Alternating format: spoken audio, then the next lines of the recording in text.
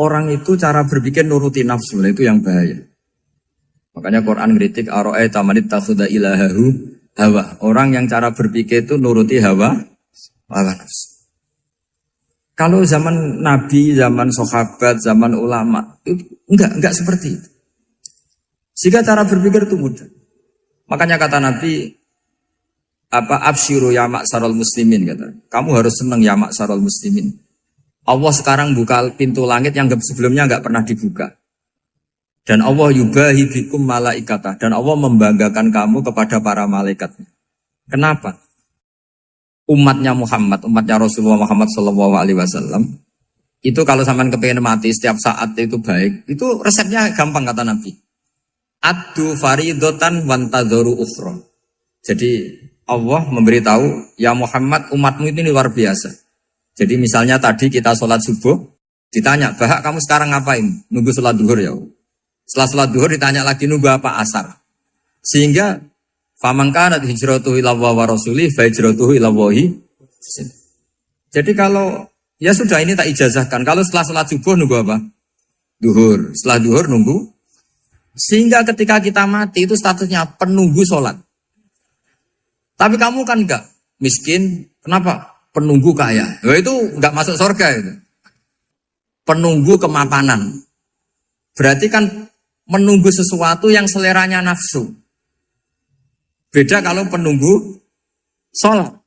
Berarti kamu di dunia menunggu ritual ibadah. Maka di antara ijazahnya Nabi apa? Addu faridotan wantadzoru ukhra. Melakukan satu fardu. Kemudian kita menunggu tugas berikutnya. Jadi niati saja setelah subuh nunggu apa? Duhur. Setelah duhur, meskipun kita di perapatan. Apa? Nunggu asar. Ya. Tapi ya asar betul. Jangan nunggu tok pas asar. Enggak. Jadi sebetulnya umat ini gampang sekali. Jadi di antara kebanggaan Allah, yubahi itu Allah bangga dengan malaikatnya adalah umat ini adalah addu faridotan wantadzoru ukhra. Melakukan satu fardu, kemudian menunggu fardu yang lain.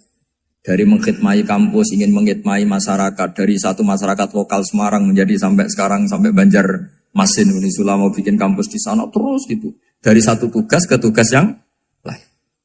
Makanya Islam diajarkan setelah satu tugas selesai, faida faruhtafan sok.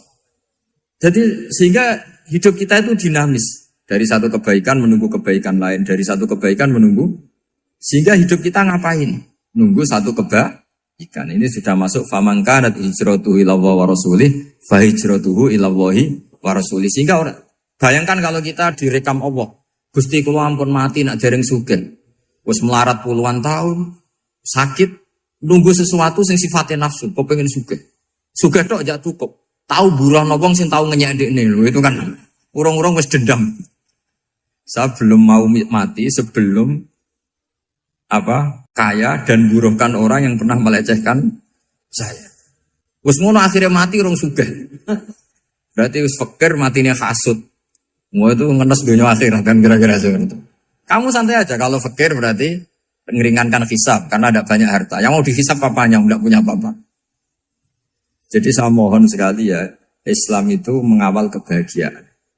Sebab itu sampai bahagia itu menjadi perintah Islam, qul bi fadlillah wa bi rahmati fa bidzalika falyafrahu. Karena dengan bahagia bi taat diharapkan orang Islam itu tidak bahagia atau cari kesenangan lewat jalur maksiat. Sehingga ciri utama wali apa? Ala inna awliya Allahi la khaufun alaihim walahum yahzanun. Sehingga ulama dulu itu rileks-rileksnya. Termasuk yang saya ceritakan tadi, Imam Ahmad, Imam Syafi'i. Itu melihat apa saja rileks. Ya tadi kalau disenangi orang ya barokah, punya kawan kebaikan. Nak dineng ya barokah dineng di gedingi tonggo rada utang, ngeranjuk tulung gitu. Jadi rileks saja. Masyhur itu Imam Syafi'i ngendikan waman asaa ilaika faqat atlakoka. Orang yang berbuat buruk sama kamu, hakikatnya adalah membebaskan kamu. Atlako itu apa? Membebaskan. Enak gak jadi hidup gitu? Kalau kamu kan enggak, kok gedeng aku salahku apa? Malah kamu ujub tuh, orang kok gak tahu salahnya. Kamu jadi suami, istrinya ngomel, kurang apa saya sebagai suami? Ya kurang banyak, enggak ganteng, enggak kaya, enggak ini. Malah kalau diterangkan malah parah toh. Ya sudah rileks saja. Kalau dia ngomel ya tadi, alhamdulillah dapat pahala tanpa apa? Biaya. Terus ngomel kan butuh energi, paling yang tidak kuat 3 jam. Nanti juga berhenti apa? Terus ambil nilai positifnya. Misalnya ngomel sama suaminya, bagus lah. Kalau ngomel sama tetangga malah kayak apa gitu aja. Udah. Jadi ulama dulu itu gampang sekali melihat hidup. Rasulullah ya gitu, melihat hidup tuh gampang saja. Ketika tanya, ya Aisyah apa ada sarapan? Tidak ada ya Rasulullah, ya sudah saya tak puasa. Jadi enteng saja. Kadang-kadang beliau ingin puasa, ya puasa sunat, ada sarapan nggak jadi puasa. Rileks. Nabi itu rileks. Kalau ngajari kebaikan juga rileks. Nah sekarang itu banyak orang yang karena mungkin kurang baca, Islam tuh kayak menjadi aturan yang bengis, yang repot, yang mengekang. Itu tidak seperti itu. Yuridu wa bikumul yusra wala yuridu bikumul usra. Allah menghendaki agama ini mudah. Sehingga ada sahabat di Imami Mu'ad itu baca Baqarah. Sahabat ini pekerja petani. Mufarokoh ditinggal. Ketika Mu'ad lapor, ya Rasulullah ini ada orang munafik. Tengah-tengah sholat mufarokoh saya ditinggal. Yang disalahin itu tidak yang ninggal tapi Mu'ad. Afattanun anta ya Mu'ad. Kami itu tukang fitnah. Masa ngimami petani pakai surat Baqarah? Jadi yang disalahkan ini imamnya. Kalau kamu jadi imam, sholatnya ya yang cepat. Makanya terus banyak orang kecepatan karena tadi.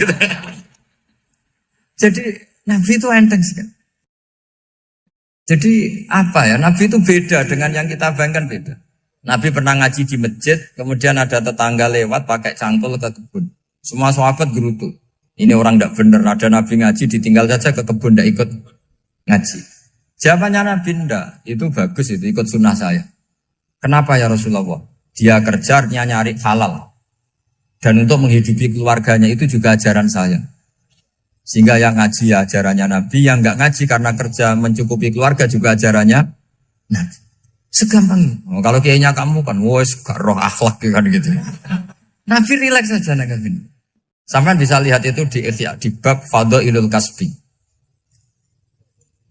Makanya ini penting sekali supaya orang itu berpikir Islam atau mendakwakan Islam itu berdasar sanad ya yang muttasil yang pernah dilakukan Rasulullah SAW. Sesuatu yang dilarang Allah itu pasti madhar. Maka untuk melarang seseorang bergantung sama narkoba misalnya atau hal-hal yang bahaya pada fisik, itu satu tentu bagi ahlullah, tentu karena takut Allah. Tapi banyak masyarakat yang memang benar-benar bisa meninggalkan narkoba karena efek buruknya ganja.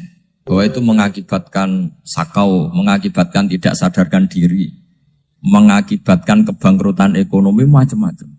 Sehingga mereka benar-benar benci sama yang namanya narkoba. Jadi di antara manhajul Quran itu kalau mentakbih, memburuk-burukkan maksiat itu mesti dikritik innahu kana fahisyah. Innahu kana fahisyata wa makta wa sa'a sabila. Innahu kana fahisyata wa sa'a sabila. Diulang beberapa kali. Sehingga dibutuhkan kecakapan untuk menganggap satu hal yang buruk itu fahsyah, sesuatu yang enggak rasional, sesuatu yang tidak positif, sesuatu yang pasti berdampak negatif. Sehingga kalau misalnya tadi dibacakan oleh Qori, kuntum khaira ummatin ukhrijat linnasi ta'muruna bil ma'ruf wa tanhauna 'anil munkar. Untuk berhenti dari kemungkaran itu satu takbihun litil kal munkar atau litil kal munkarat, bahwa munkarat itu kita cap, kita stigmasi bahwa itu buruk sekali. Seperti Nabi mengajarkan pemuda tadi, masa kamu suka ibu kamu digitukin lelaki lain, putri kamu, bule kamu, bude kamu, sehingga orang ini pikirannya termindset betapa buruknya zina. Sama seperti kita sukses memindset betapa buruknya narkoba, betapa buruknya bahan-bahan terlarang. Begitu juga seterusnya, terus pengkhianat dan sebagainya. Tapi problem manusia adalah dia itu akan mencari kebahagiaan atau kesenangan sesaat. Maka caranya gimana? Keinginan senang lewat maksiat ini dilawan dengan nyaman dengan taat. Saya ulang lagi, nyaman dengan taat. Sehingga ulama dulu punya kalimatul munajat, artinya kalimat hubungan pribadi sama Allah yang menjadikan orang itu nyaman. Dan ini yang diajarkan kitab-kitab tasawuf. Kitab tasawuf itu sukses mengajarkan melihat alam raya ini semuanya nyaman, termasuk yang mengecewakan. Itu dianggap nyaman. Saya berkali-kali mengajarkan ilmu ini karena ini musalsal ila Rasulillah SAW. Itu pernah suatu saat Imam Ahmad itu dipanggil sama tetangganya, anak muda.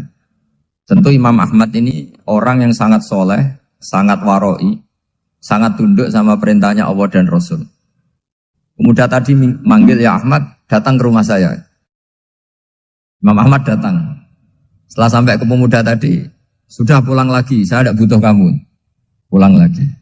Setelah sampai rumah dipanggil lagi, ya Ahmad, datang lagi. Datang lagi. Oh, saya tidak jadi butuh, pulang lagi. Sampai 3 kali. Dan itu perangai ekspresi Imam Ahmad itu atau ulama lain yang sesoleh beliau itu nyaman, indah. Beliau tetap senyum-senyum nyaman. Beliau tidak tersinggung, tidak terprovokasi, pokoknya tidak tersinggung, kelihatan nyaman. Lama-lama pemuda ini terus tanya, ya Ahmad, kamu saya perlakukan seperti ini kok tidak tersinggung? Kamu senyum-senyum saja, happy-happy saja. Jawabnya Imam Ahmad itu unik. Wahai pemuda, saya kamu panggil itu senang sekali. Karena kata Nabi, kalau kamu iman dengan Allah dan Rasul, maka hormatilah tetangga. Jadi saya senang. Karena nuruti perintah Allah untuk menghormati tetangga. Jadi tidak ada urusannya dengan kamu. Kagetnya kayak apa? Jadi dipanggil tetangga ya senang karena melakukan perintahnya Allah dan Rasul, yaitu ikramul jar, fal yukrim jarum. Disuruh pulang, kamu ingin saya pulang, ya saya pulang. Disuruh datang, ya saya datang. Jadi saya tidak tersinggung, saya tidak ada urusan dengan kamu. Urusan saya dengan Allah Subhanahu wa Ta'ala. Itu kalau bapak-bapak istrinya ngomel terus sabar itu ya bagus. Saya tidak punya urusan. Kalau kamu terprovokasi oleh istri, berarti kamu didikte oleh makhluk. Masa seorang rektor didikte makhluk? Kan tidak keren. Apalagi seorang habib didikte makhluk, kan tidak keren. Yang bisa mendikte kita hanya Allah Subhanahu wa Ta'ala. Dan Allah mendikte kita, mengajarkan kita wa ashiruhunna bil ma'ruf fa in karihtuhunna fa asa an takrahu shay'an wa yaj'alallahu fi khairan katsira. Jadi cara melihat istri kita bawel gitu atau cerewet, alhamdulillah ini ada pahala tanpa modal, cukup sabar. Kalau istri kamu sedang mesra, malah mintanya ke mall, malah biayanya tinggi. Murah mana dapat pahala dimarahin sama saat mesra minta ke mall? Milih yang pertama kan? Nah ya itu tidak usah modal ini. Ya gitu aja. Jadi kalau istri sedang marah bawel, anggap saja ini rezeki. Dapat pahala tanpa apa? Biaya. Nah, kalau pas rukun malah nantang ke mall, biayanya malah tinggi. Jadi ulama dulu itu melihat dunia itu happy. Pernah Imam Syafi'i dikasih tahu, orang yang tadi nyium tangan kamu ya, itu di rumah menghujat Anda. Jadi dia sopan hanya di depan Anda, kalau di luar menghujat Anda. Jawabnya Imam Syafi'i lucu. Ya baguslah. Yang cerita ini kaget. Kenapa bagus ya Aba Abdillah? Kalau manggil Imam Syafi'i ya Aba Abdillah. Ya berarti saya masih wibawa, di depan saya tidak berani katanya. Jadi dipandang enteng saja. Jadi kalau kamu di depan kamu istri kamu tidak berani belanja, tidak ada kamu belanja banyak, anggap saja Anda wibawa. Jadi enteng saja. Pernah Imam Syafi'i dikasih tahu, separuh dari kampung Anda itu gak suka kamu. Ya bagus lah. Kenapa? Oh nak rukun malah bakal utang katanya gitu. Kira-kira yang utang tuh yang rukun apa yang neng-nengan? Yang rukun. Jadi enteng saja. Masyhur itu makalahnya Imam Syafi'i. Waman asa'a ilaika faqad atlaqaka. Orang yang berbuat buruk sama kamu berarti membebaskan kamu. Kalau saya sedang nenengan sama Habib Hasan Toha Putra, beliau naik Alphard gak nawarin saya sah karena baru nenengan. Tapi kalau sedang rukun malah harus repot mana? Rukun sama ndak rukun? Repot rukun sebetulnya. Jadi Imam Syafi'i itu happy saja. Kalau sedang rukun sama tetangga ya dianggap rukun itu satu kenikmatan. Sedang nggak rukun ya dianggap satu kenikmatan. Jadi orang dulu itu serilek itu melihat dunia. Kalau kita kan enggak, ego. Wah saya ini suami kok dimarahin istri. Wah ini egonya bangkit. Padahal egonya bangkit itu ada kebodohan di situ. Yaitu seorang rektor didikte seorang istri, seorang makhluk. Apalagi kalau Anda daftar wali itu tidak akan jadi wali. Ini wali kok tunduk sama makhluk. Karena didikte apa? Makhluk. Maka Imam Ahmad ketika tetangganya bully gitu ya santai saja, beliau happy. Ketika pemuda tadi eskal janggal, kenapa kamu gak tersinggung ya Ahmad? Memangnya saya harus tersinggung gimana? Kan tak panggil tidak jadi, tak panggil tidak jadi. Hei pemuda, saya ini tidak punya urusan dengan kamu. Saya nuruti kamu karena perintahnya. Saya senang melakukan perintah Allah, harus berbaik sama kamu. Sampai 3 kali. Ajarkan Muhammad atau katakan Muhammad pada umatmu. Sebaiknya atau seharusnya mereka hanya gembira dengan melihat fadlnya Allah dan rahmatnya Allah. Ini harus kita pahami mulai dari konstruksi yang paling pokok, yaitu akidah. 2 ahwal. Ahwal itu 1 perilaku sosial. 3 mutammimat, sesuatu yang tidak pokok, tapi kita butuhkan dalam mengawal hidup ini. Saya beri contoh, itu sampai maksiat, itu karena cari kesenangan. Misalnya baru penat itu, ingin seneng, ada orang yang macam-macam lah, ingin melihat maksiat, apa itu pornografi, apa nyabu, apa macam-macam.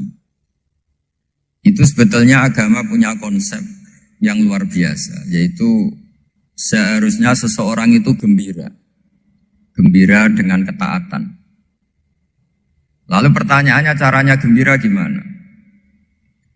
Gembira itu mudah. Jadi misalnya kamu sujud sama Allah Subhanahu wa taala. Terus cara berpikir begini. Ini sekaligus ijazah. Cara berpikir begini. Ya Allah, ini kata Sayyidina Ali, kafani izzan an akuna laka abdan wa kafani fakhron an takuna li rabban. Ya Allah, betapa sialnya saya andaikan saya jadi budak dari makhluk yang sama. Misalnya sampean itu seorang kiai atau rektor atau doktor atau orang terpelajar, kemudian kamu jadi budak atau hamba dari makhluk yang setara. Betapa hinanya saya. Maka kata Sayyidina Ali, ya Allah saya ini cukup bahagia, cukup bangga karena jadi budak, jadi hamba dari zat yang super atau yang maha super. Jadi kok Allah Subhanahu wa ta'ala. Sehingga ada kebahagiaan yang luar biasa karena menjadi hambanya Allah Subhanahu wa ta'ala. Setelah bangga dengan jadi hambanya Allah, maka kita akan malu. Malu misalnya kok saya bahagia itu nunggu melihat pornografi, melihat maksiat. Itu terus menjadi malu. Kenapa saya bisa didikte oleh hal-hal seremeh itu? Ya, kita malu karena didikte oleh hal-hal yang seremeh itu. Karena kita didikte oleh nafsu. Jadi, izzatun nafsi, satu harga diri seseorang itu harus dihidupkan untuk hanya tunduk kepada Allah Subhanahu wa ta'ala. Sehingga Nabi itu melatih satu logika tarkul ma'asi. Nabi itu dulu ketika ada seorang pemuda yang, ya karena mungkin pemuda ya, dia itu mau masuk Islam, tapi uniknya kata pemuda tadi, saya masuk Islam tapi asal dibolehkan bebas zina. Jadi ini agak sableng gitu. Jadi mau masuk Islam syaratnya dibolehkan apa? Zina atau free sex gitu. Karena orangnya agak hiper. Itu Nabi tidak langsung mengancam dengan neraka enggak. Ketika mau pamit gitu semua sahabat melarang. Mah itu jangan, kamu jangan suan Nabi, itu permintaan yang enggak masuk akal. Setelah lama ditahan terjadi kegaduhan di masjid, Nabi dengar itu ada apa itu? Itu ada pemuda yang mau masuk Islam tapi yasta'dzinuhu fi zina. Tapi mereka minta izin Nabi untuk tetap boleh zina. Kata Nabi, pemuda itu suruh masuk, suruh menghadap saya. Ketika menghadap Nabi, saya ulang lagi ketika menghadap Nabi, Nabi mengajarinya itu luar biasa. Nabi tidak langsung mengancam dengan neraka atau dengan azab tunda. Tapi kata Nabi, Atau hibbuhu li ummik. Kamu suka kalau ibu kamu itu jadi demenannya orang banyak. Pondok ya Nabi. Yang demen ibu saya tak bacok kan. Karena ini ya agak preman, di mana-mana orang nakal agak preman. Terus atau hibbuhu li bintik. Kamu suka kalau putri kamu ya digitukan orang-orang. Oh ya enggak Nabi, yang gitukan putri saya tak bacok. Atau hibbuhu li kholatik. Kamu suka kalau bule kamu digitukan. Atau hibbuhu li ammatik. Kamu suka kalau saudara bapak kamu digitukan. Nabi itu mengeset ya. Cara sekarang itu otak mungkin. Nabi itu meluruskan otaknya anak muda itu. Betapa buruknya zina. Cara bahasa Arab ditakbih. Betapa buruknya zina. Kamu suka kalau korbannya ibu kamu, putri kamu, bude kamu, bule kamu. Sehingga orang itu matur ya hasbuka ya Rasulullah, ini sudah cukup. Saya tidak pernah melihat sesuatu seburuk zina. Jadi fa'al qawwa fi qalbihi bughda zina. Kemudian Allah meletakkan di hatinya, menanamkan benci zina. Sehingga akhirnya pemuda tadi menjadi iffah, menjadi menghindari zina. Artinya begini ya, ini mungkin yang lolos dari para kita sebagai dai, kita tidak belajar banyak tarbiyahnya Rasulullah Shallallahu Alaihi Wasallam. Jadi kalau kita benci maksiat, itu jangan hanya ditahdzir, ditakutkan neraka itu enggak. Jangan hanya itu. Tapi di logika. Jadi kalau kita menghindari maksiat, itu selain karena takut azab, itu ada logika. Ada rangkaian pikiran yang menjadikan kita anti satu perbuatan apa maksiat. Jadi misalnya gini ya, kira-kira ginilah kalau contoh gampang itu. Ada orang gitu ya, nyanyi dengan pakaian yang mungkin pornografi gitu. Mungkin pemuda-pemuda ingin melihat itu, tapi bisa diobati gini. Kok enak dekne mergawe kok tak bayar ya, aku kehilangan duit. Meskipun dengan logika yang agak serampangan, yang penting menjadi kita ini punya harga diri untuk tidak tergantung hal-hal seperti itu. Sehingga Nabi itu cara menggambarkan tadi mulai atau hibbuhu li ummik, kalau ibu kamu jadi demenannya orang lain. Pemuda tadi bilang yang demen ibu saya mau saya bunuh. Ditambah lagi atau hibbuhu li bintik. Bagaimana kalau korbannya putri kamu, bule kamu, bude kamu.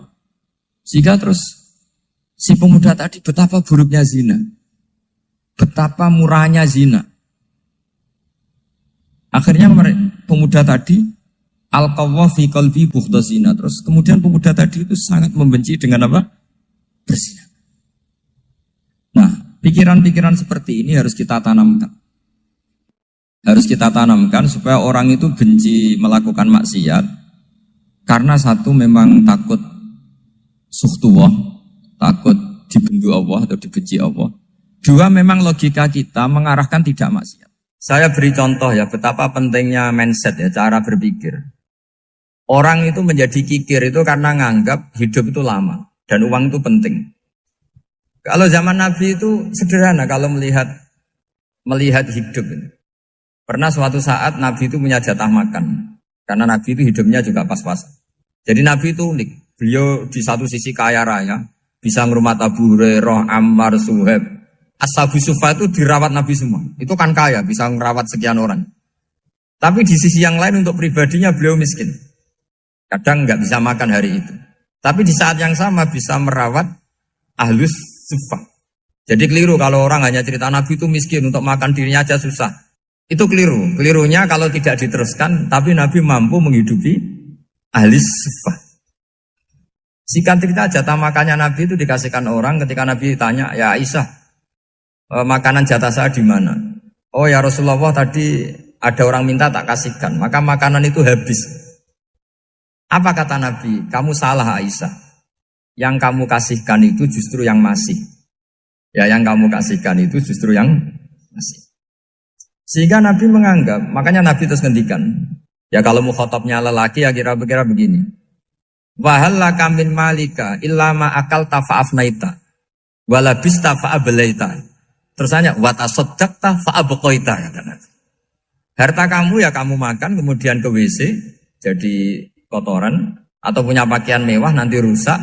Wa tasaddaqta fa'abqaita. Ada yang kamu sedekahkan yaitu yang abadi sampai akhir.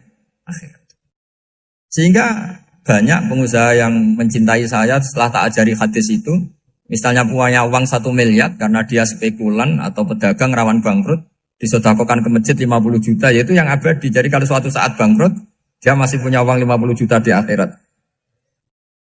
Jadi Nabi itu mengajari sedekah itu apa? Ya sedekah itu pengabadian uang. Kalau kita kan enggak, bilang sedekah itu nguras uang. Itu pikirannya setan, dan pikirannya orang Islam. Itu cara berpikir setan, bukan cara berpikir umat apa.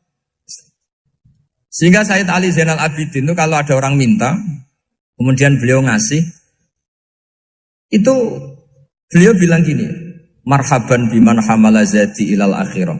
Matur nuwun nggih jenengan sing beto sangu kula nate. Jadi dianggap teller saja. Orang yang minta uang beliau itu dianggap tukang nyatet bank ini. Karena sudah ditabungkan. Ya sudah. Kalau kita kan enggak, wah pengemis tuh ganggu gini-gini. Kecuali pengemis profesi ya, mungkin kita agak-agak enak. Pada zaman akhir tuh ada pengemis apa? Profesi. Jadi repot teman. Terus tak beri contoh lagi kebahagiaan ketika kita milih Islam moderat. Islam kita diajarkan guru-guru kita, utamanya oleh guru kita Mbah Maimun. Saya juga sering ketemu beberapa ulama dunia, termasuk Habib Umar. Saya juga ikut sowan ke sini pas beliau sama Habib ini Hasan Toha Putra di sini sama orang-orang moderat. Itu cara berpikir juga luar biasa indah. Beliau pernah cerita ya, beberapa ulama lah, banyak yang cerita itu. Saya pernah diceritani seorang alim ketika ada orang ekstremis itu mau ngebom di tempat maksiat. Kebetulan yang maksiat itu kebanyakan ya orang Islam. Karena di negara yang mayoritas Islam. Ditanya sama Syekh Sa'rawi. Syekh Sa'rawi itu mufassir top di mana? Mesir. Ini mau tak habisin karena mereka orang Islam kok maksiat terus. Terus ditanya sama Imam Sa'rawi. Laumatu ala khini ma'asihim aina masiruhum. Kalau mereka mati dalam keadaan maksiat, mereka kemana? Ya ilanar, mereka pasti masuk neraka. Terus ditanya sama Imam Sa'rawi. Wahal masiruhum ilanar muradun nabi amlan. Punya umat maksiat kemudian mati masuk neraka, itu yang diinginkan Nabi apa enggak? Ya tidak aja. Ya sudah, enggak usah dibom, ditunggu tobatnya kata. Karena kalau mati dalam keadaan itu ke neraka, dan itu tidak yang diinginkan Rasulullah Sallallahu Alaihi Wasallam. Terus ekstremis ini menjadi tobat, tidak berpikir ekstremis Mas. Jadi orang itu harus berpikir mindset yang baik. Meskipun kadang berpikir baik itu ya agak-agak kacau. Ada seorang wali majdub, itu kalau berdoa agak kacau, tapi gak bisa dibantah. Masyhur itu doa itu. Ini sekaligus ijazah, tapi kalau sebelum wali gak boleh. Itu datang ke makamnya Rasulullah SAW. Terus doanya itu begini. Ya Allah, sekarang terserah engkau. Ya Allah, sekarang terserah engkau. Jika saya kamu jadikan orang soleh, jika saya engkau jadikan orang soleh, maka surra habibuk, maka kekasihmu ini senang. Yang susah musuhmu yaitu setan. Tapi kalau engkau menjadikan saya orang fasik, maka yang susah kekasihmu, yang senang musuhmu. Jadi kan punya dua pilihan itu. Wah itu kan doa tapi kayak teror itu. Ya jadi berdoa di Raudhah. Wah itu pasti mandi itu karena agak-agak maksa Tuhan itu. Ya Allah, engkau punya dua pilihan. Jika saya jadi orang soleh, maka kekasihmu ini senang. Musuhmu yang susah, yaitu setan. Tapi jika saya jadi orang fasik, maka musuhmu yang senang, kekasihmu yang susah. Mohon terserah jenengan, mau menyenangkan kekasihmu, apa menyenangkan musuhmu? Gitu. Kira-kira gimana? Kalau tertarik boleh doa itu dipraktekkan. Tapi kayaknya kalau copy paste itu gak keren, apa? Jadi dulu orang itu muamalah sama Allah dan Rasul itu rileks. Rileks itu nyaman karena ya tadi kul bi fadlillah wa bi rahmati fa bidzalika falyafrah. Sehingga Imam Izzuddin bin Abdissalam itu ngendikan innalladzina yarmunal muhsanatil ghafilat. Di antara kebaikannya ibu-ibu atau mbak-mbak ini harus berstatus ghafilat. Perempuan-perempuan pelupa. Ghafilat itu pelupa. Pelupa dari kenikmatan maksiat sehingga mereka dengan taat. Misalnya ada ibu-ibu atau mbak-mbak atau juga bapak-bapak tahajud, kemudian nyaman dengan tahajud itu. Kira-kira terbersit enggak ingin maksiat? Enggak kan, karena sudah nyaman dengan tahajud, dengan taat. Maka dibutuhkan kenyamanan dalam beribadah. Sebab itu ala bidzikrillahi tatmainnul qulub. Makanya saya termasuk kiai yang setiap ngaji itu happy, seneng. Karena ini untuk kampanye, seneng dengan ngaji, dengan taat itu sudah luar biasa. Kayak apa kalau mereka senengnya kalau nunggu melakukan maksiat.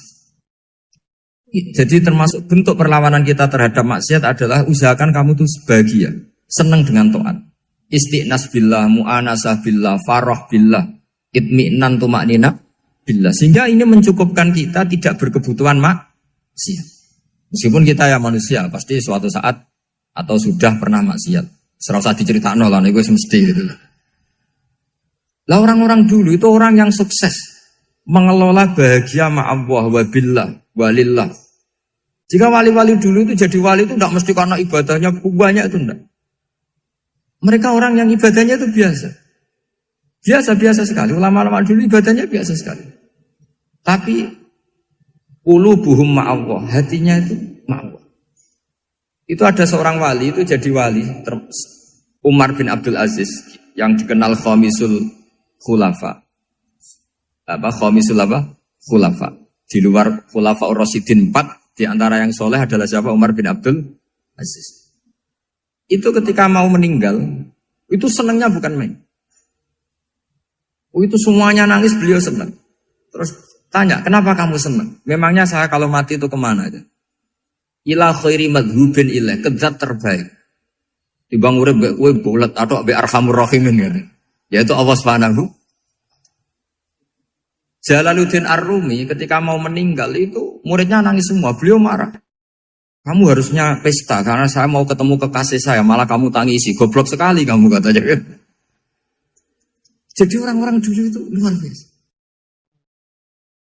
Karena tadi mereka tidak ingin ketemu Allah itu dianggap problem. Harus sesuatu yang membahagiakan. Makanya wali-wali itu kalau berdoa begini.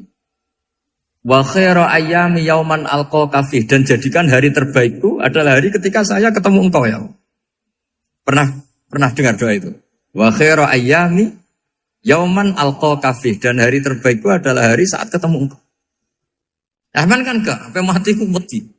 Saya tidak tahu wedi dosa apa wedi Israel apa wedi malaikat siapa? Mungkar nakir. Sebenarnya tidak perlu seperti itu.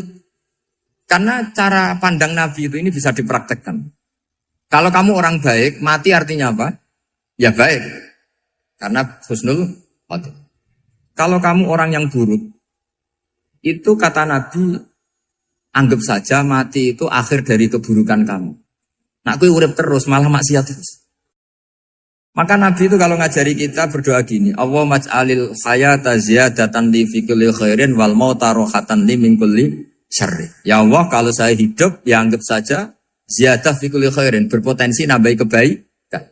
Kalau saya mati, anggap saja ini akhir dari segala keburukan. Maka saya berkali-kali, banyak tradisi ulama-ulama NU, ulama-ulama pesantren, ya ada hanya NU, pokoknya ulama-ulama alim. Itu kalau ada orang mati, orang nakal gitu mati, ini saya gitu. Itu hadirin mesti gak terima. Wapi enang itu wong wakal. Tapi dipaksa sama kiainya, saya gitu. Lama-lama dipaksa. Saya gitu. Padahal ning atine kiai wis ra iso maksiat meneh wis saya gitu. Karena dengan mati berarti saya sudah tidak bisa maksiat lagi. Jadi Nabi melihat hidup dan mati itu segampang itu. Kalau al-hayata ziyadatan li fi kulli khairin wal mauta rohatan li min kulli syarr. Coba kita ke depan itu kan ada potensi zina, potensi korupsi, potensi maksiat. Yang bisa menghentikan potensi itu apa coba? Mati ya, udah pintar ya. Sudah maju berarti. Berani mati? Berani. Tapi jangan di sini ngel-ngelo panitia. Artinya yang selama ini kita risau dengan kematian, dengan apa? Nabi ngajari kita tadi. Allah maj'alil hayata ziyadatan li fi kulli khairin wal mauta rohatan li min kulli syarr. Ya Allah, jadikan hidup ini sebagai bekal menambah kebaikan, dan suatu saat kalau saya mati, semoga itu akhir dari segala keburukan. Jadi artinya Nabi itu ngajari kita itu positif terus. Sama seperti ulamanya tadi.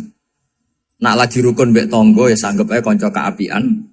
Nak nenengan ben ra utang ngoten. Dadi pokoknya penak terus itu. Nak bojo lagi ngamuk alhamdulillah gak ngajak blonjo. Nah pas rukun ya alhamdulillah kok lagi rukun. Jadi gampang semua. Makanya ada seorang alim itu ngendikan begini, ada yang tanya. Saya tuh dulu ketika kaya, teman saya sering main ke saya. Setelah saya miskin gak ada teman-teman yang ke saya. Dikira si Habib ini kebetulan orangnya Habib itu mendukung keluhan dia. Ternyata enggak. Si orang alim itu bilang gini, malah bagus toh gitu. Kowe wis melarat buruhe wong. Ya sudah kamu miskin, buruhnya orang lain. Misalnya tukang manol di pasar atau tukang becak. Kemudian teman-teman kamu datang, malah kamu malu tuh jadi tontonan. Bagus kalau mereka lupa, pas kamu miskin tidak ada yang lihat kata. Jadi apa ya, dianggap enteng saja gitu. Akhirnya orang ini nggak jadi ngeluh. Selama ini kan kita ngeluh ya, ketika miskin teman-teman nggak datang. Coba kalau mereka datang pas kamu buruh bikin foto di orang lain. Mantan bos buruh, malu gak? Milih datang kepada? Nggak lah, sudah bener itu. Jadi ulama dulu itu makanya sering baca biar tahu solusi hidup. Jadi ulama dulu itu gampang sekali melihat kehidupan itu. Gampang sekali, indah, gampang. Kebahagiaan ini pula yang harus kita latih dalam melakukan ketaatan. Tapi memang obsesi saya terbesar atau cita-cita saya terbesar memang setiap ngaji saya ingin orang mukmin semuanya itu bahagia. Dengan bahagia itu mereka tidak neko-neko ingin mencari kebahagiaan lewat jalur apa maksiat. Sehingga dalam konstitusi ulama yang ditulis di kitab-kitab usul fikih dan itu kitab yang saya kaji, selalu saya kaji. Itu membela-bela sesuatu yang mubah itu sampai luar biasa. Karena melihat mubah itu misalnya Anda tidur itu berstatus mubah. Anda bermain catur berstatus mubah.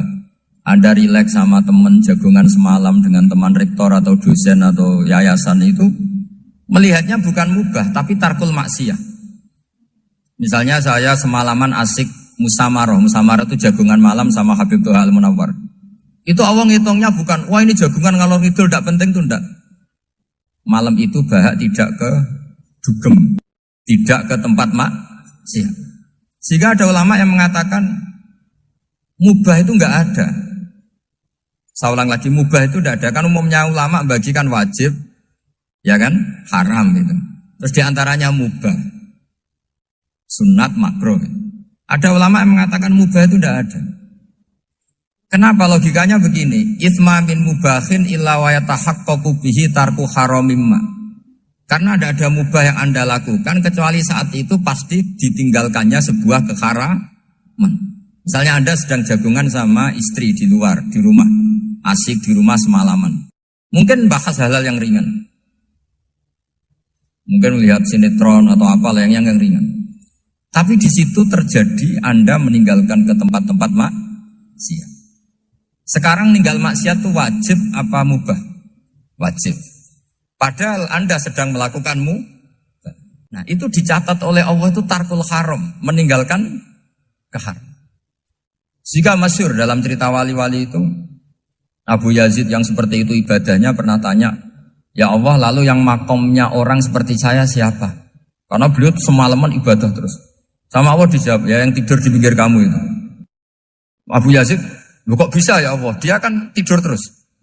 Ya kan dia tidur berarti meninggalkan keharaman. Ngomong sing potongan tukang maksiat itu apik turu apik melek kira-kira. Apik turu. Timbang sama nak melek pola wis turu ae kira-kira gitu. Jadi enggak usah dipaksa tahajud, dipaksa qiyamul lail itu. Iya kalau qiyamul lail. Kalau dapat informasi, ke sini ikut saya terus katut kan repot. Jadi perlawanan terhadap maksiat itu sebetulnya gampang dalam Islam karena tadi nggak ada sesuatu yang mubah kecuali saat dilakukan berakibat meninggalkan keharaman. Mudah sekali. Jika banyak orang jadi wali itu karena melakukan mubah. Itu ada orang jadi wali itu karena sering makan. Ya makan biasa itu. Karena ketika makan ya Allah betapa doifnya saya. Katanya saya presiden, katanya saya rektor, saya kiai. Ternyata kalau nggak makan tuh lemes.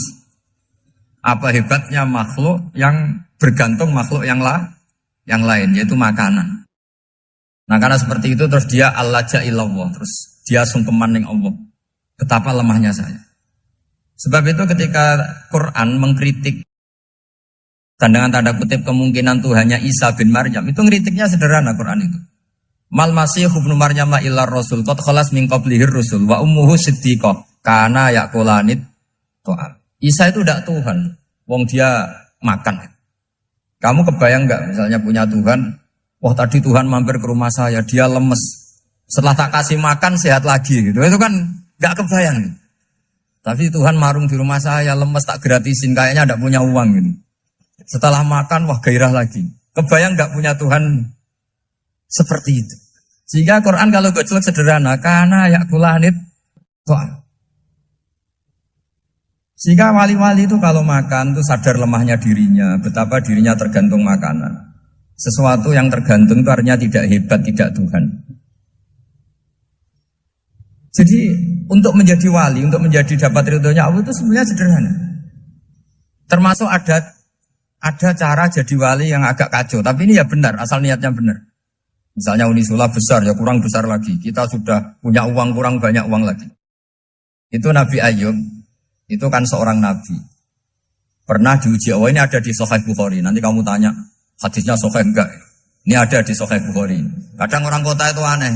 Enggak ahli hadis tapi tanya, Sahih enggak? Padahal andekan dibodohi Sahih, ya ngandel saja. Jadi kadang ya aneh. Oh enggak tahu kok tanya. Itu Nabi Ayub itu sudah kaya, pas itu sudah kaya. Bukan cerita yang masih miskin, memang sudah kaya. Beliau di kamar dihinggapin satu belalang dari emas. Setelah belalang itu dikejar, ternyata yang jenis itu banyak, semuanya dari emas. Ngambil sana sini, ini yang kesak ini dipenuhin, saku ini dipenuhin, sampai banyak. Sama Allah digojlok. Kamu itu Nabi saya, kenapa kamu mengumpulkan harta sebanyak itu? Kamu itu Nabi saya kok rakus? Jawabannya Nabi, ya Allah, siapa yang bisa kenyang dari rahmatmu? Ya, jadi kalau kamu punya uang 1 miliar, kok ingin 1 miliar 100, ingin 1 miliar 200, itu cara ngitung bukan uang. Ya Allah, siapa yang bisa kenyang dari rahmatmu? Karena rahmat Allah tidak terbatas, sudah Gusti tenang saja. Meskipun saya gini, rahmat Anda tidak akan habis. Sehingga waroi ada ilmunya, tomak juga ada ilmunya. Termasuk ragus itu juga ada ilmunya. Misalnya begini, ini contoh rakus yang ada ilmunya begini. Ini saya beri contoh. Mungkin yang boleh niru orang-orang soleh, kalau nggak soleh jangan. Imam Syafi'i ini cerita nyata. Imam Syafi'i itu dulu ketika ngaji masih muda itu nggak suka sama guru yang kaya. Kebetulan dia punya guru miskin terus. Namanya Sufyan As-Tsauri, itu miskinnya Masya Allah. Sufyan bin Uyainah juga miskin. Jadi dia miskin, punya guru miskin terus. Sehingga idolanya ya sama guru-guru yang miskin. Suatu saat guru-guru ini menyarankan dia ngaji Imam Malik. Imam Malik itu kaya raya. Itu babutnya Imam Malik. Kalau diinjek, itu mata kakinya tidak kelihatan. Saking halusnya. Kalah, Indonesia lah kalah. Imam Malik itu kaya. Kalau ngaji di kursi tinggi, terus pakai bukhur itu, pakai jubah Arab yang mahal. Pokoknya mewah kali Imam Malik. Terus dia mulai ini kiai kok kaya. Kemudian setelah beliau alim tanya, saya harus ngaji siapa setelah ilmu jenengan habis kira-kira gitu. Kata Imam Malik, sudah kamu tidak usah perlu ngaji saya, kamu sudah alim alama. Terus Imam Malik datang ke Baki. Zaman itu Baki itu semacam kayak rentalan ya, semacam Grab lah kalau dulu. Mana kafilah yang mau ke Irak? Ya sudah terus. Oh kita mau ke Irak. Ini antar ke Muhammad bin Hasan As-Syaibani. Itu dibiayai sama Imam Malik.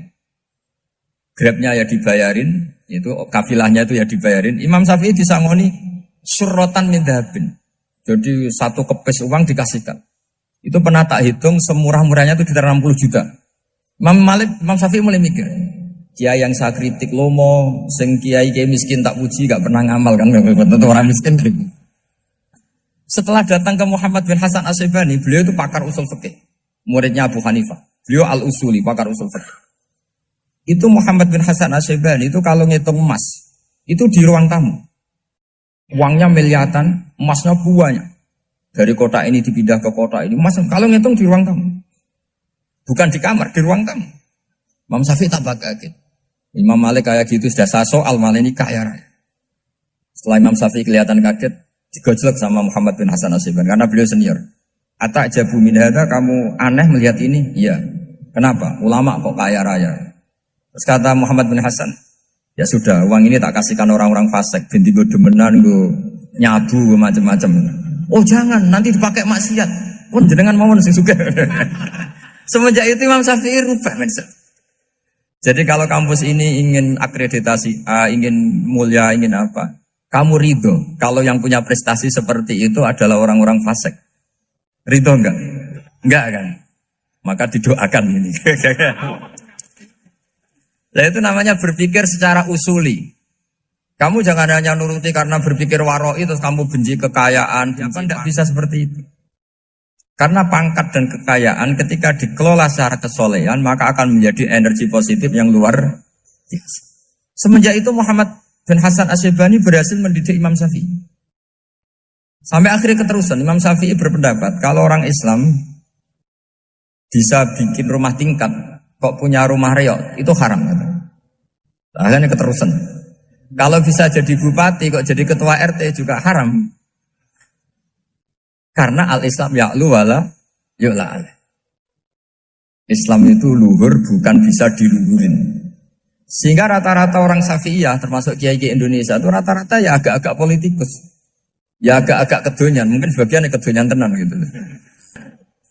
Karena gak ridho gitu loh. Kalau kesempatan itu dikuasai orang fasik kemudian menjadi kekuatan maksi. Coba kalau bupati itu orang yang fasik. Kemudian programnya supaya rakyat seneng semalaman dangdutan yang purno misalnya.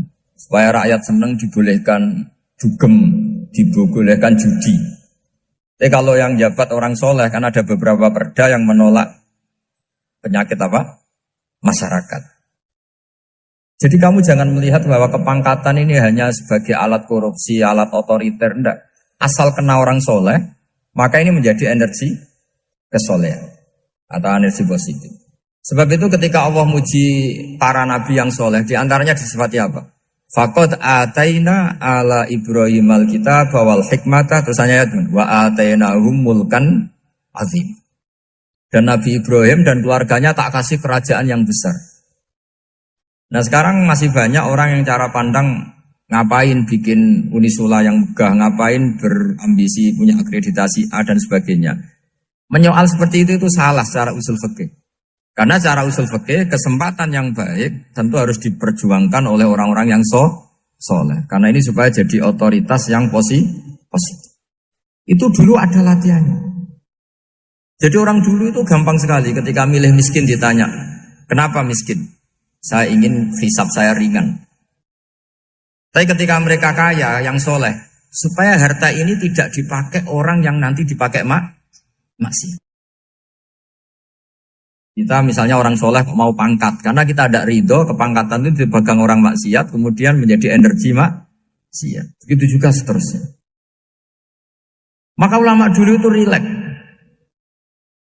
Sampai Nawawi Al-Bantani itu nanti bisa dicek di tafsir Qul hal yastawil ladzina ya'lamuna wal ladzina la ya'lamun. Beliau muji-muji ulama.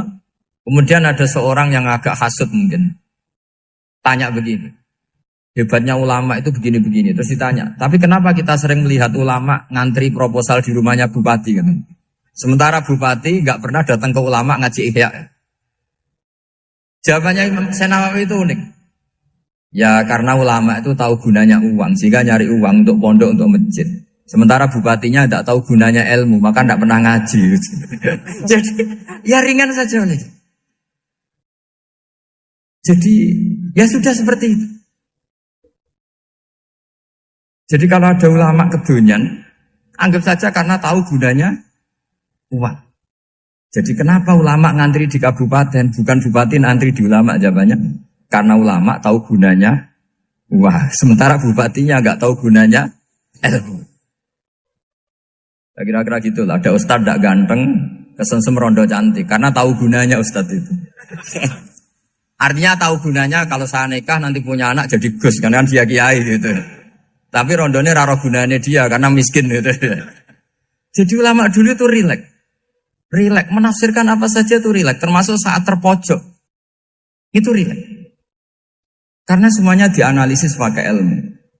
Sehingga ciri utama wali itu apa? Ala inna awliya Allahi la khaufun alaihim walahum yahzanun. Enggak ada rasa takut, enggak ada rasa gampang. Karena melihat sesuatu itu gampang saja. Saya ulang lagi, melihat sesuatu itu gampang saja, ringan. Oke, semoga barokah. Assalamualaikum warahmatullahi wabarakatuh.